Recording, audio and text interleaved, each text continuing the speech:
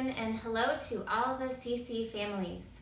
I would like to welcome you to the CC Orchestra Show, and my name is Miss Sarah, and I think I know all of you, and I'm so excited to be able to talk with you today about one of my favorite composers and one of the most, if not the most, important composer in all of history. His name is Ludwig van Beethoven. Beethoven lived from 1770 to 1827, and he was born in Germany. So I hope you can go on your map and locate where Beethoven was born.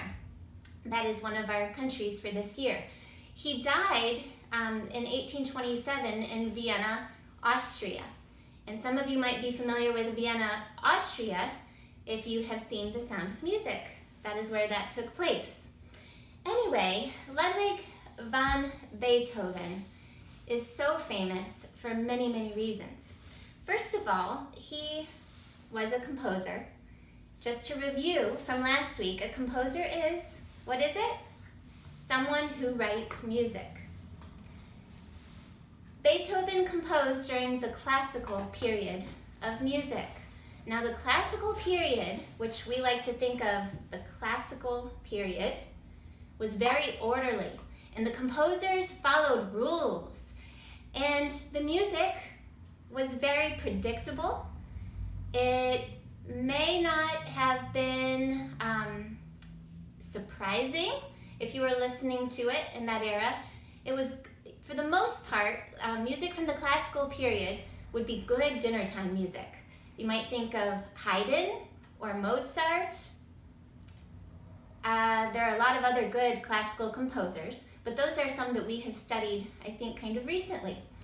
Now, Beethoven was unique because, as you're going to find out, Beethoven was not a very good rule follower like many of you are.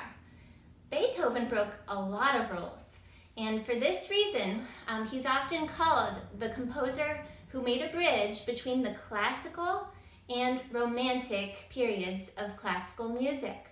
Now, during the romantic period, which came after the classical period, there was a much greater value on the expressionism and how the music made you feel, and music portraying different ideas in music, and it was less about following rules. So Beethoven paved the way for the Romantic period. He is probably the most famous for the 9 symphonies that he wrote, and his 9 symphonies, if you follow them in progression, I have all 9 in one CD case, and the first one follows rules pretty well. The 9th one breaks all kinds of rules and introduces all kinds of things that were unheard of during the classical period of music. So you can kind of see from the 1st symphony to the 9th symphony how Beethoven was trying out new ideas and pushing the boundaries and doing some really interesting things musically. We are going to focus on Beethoven's 5th symphony for our listening.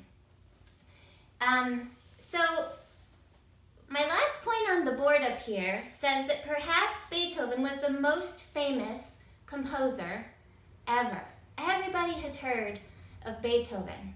Now, when I was in my 20s, quite a few years ago, before I had kids, I had a job with the Boston Symphony Orchestra, and I worked in this beautiful building that was called Symphony Hall in Boston, and it was one of the most famous music halls in the country and perhaps even in the world. It was gorgeous. It had a balcony. It was surrounded by sculptures of Greek and other classical figures all around it.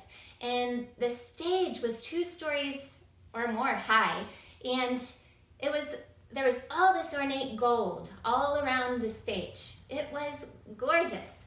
And interestingly, when they designed Symphony Hall, they made these little plaques that went all the way around the stage. And their idea was that they were going to put on each plaque the most important composers of all history. Now, who do you think got the spot in the top and center? You guessed it, it was Ludwig van Beethoven.